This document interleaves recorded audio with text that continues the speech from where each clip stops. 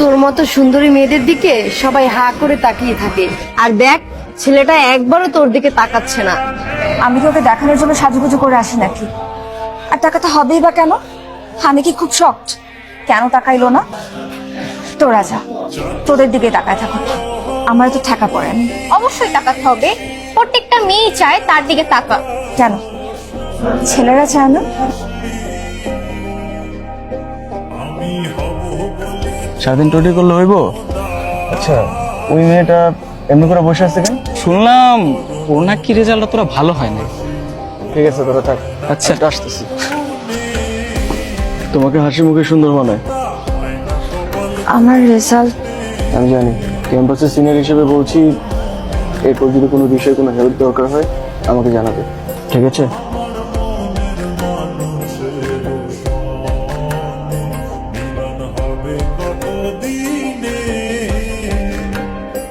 শুনলাম তাকে সত্যি এই ছেলের সাথে তোমার সম্পর্ক কি?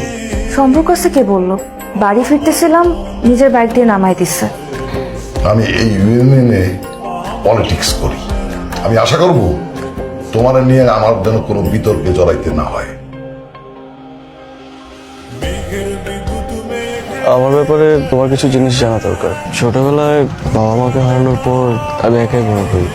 তারপর থেকে বলতে পারো আমি আমার বন্ধু বান্ধবদের সাথে বড় হয়েছি।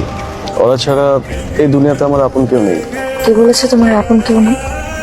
আমি তো আছি। আমি বুঝলাম না। তোমার বন্ধুরা যদি তোমার আপনজন হতে পারে, তোমার পরিবারের সদস্য হতে পারে, তাহলে তোমার ছোট্ট দুনিয়ার একজন সদস্য কি আমি হতে পারি না? তুমি কি সারা জীবন আমার সাথে থাকবে? কখনো কিন্তু ছেড়ে যেতে পারবো না। ঠিক আছে, কিন্তু আমার সাথে কিন্তু অনেক অপ্রয়োজনীয় কথা বলতে হবে। তাই আমি এমনিতে অনেক অপ্রয়োজনীয় কথা বলি। আমাকে নিয়ে পুরো শহর ঘুরে বেড়াতে হবে, আমাকে প্রতিদিন বাসায় ড্রপ দিতে হবে, আর আমি যখন চাইবো আমাকে নিয়ে ঘুরতে বের হবে, তাহলেই হবে। মুশফিক ভাই নয়নতারাকে আংটিটা পরিয়ে দিলেন। আরে ধুর, এটা তো খুবই কম দামি একটা জিনিস। দামের কথা কখনো বলতে হয় না, দাম বলে যায় ছোট লোকেরা। তাছাড়া এটা আমার কাছে অনেক দাম। দেখো মা, যখন তোমার মারা যায় তোমার বয়স তখন 2 বছর। তোমার সুখের কথা চিন্তা করে আমি বিয়ে শাদী করি নাই। কেন করি নাই জানো? তুমি যাতে ভালো থাকো। দুনিয়ার কোনো বাবা মাই চায় না তার মেয়ে কষ্টে থাকুক, তুমি সুখে থাকো, সেটাই আমি চাই। কিন্তু ওই ছেলে কোনোদিন তোমারে ভালো রাখতে পারবো না। তোমার যেটাতে ভালো হয় সেটাই আমি করব। বাবা, ওই আমি কোনোদিন কষ্ট পাইতে দিই নাই। তোমার বাবা আমার বন্ধু, আমি চাই তোমাদের পরিবারে আমার মেয়ের যেন কোনো আলোচনা না হয়। আরে বন্ধু, তুই তোর মেয়ে নিয়ে এত চিন্তা কেন করছিস? হ্যাঁ?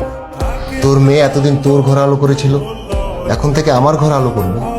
তাহলে তুই যদি বলিস, তাহলে কাজী সাহেবকে বলি বিয়ের কাজটা শুরু করতে। শুরু করো।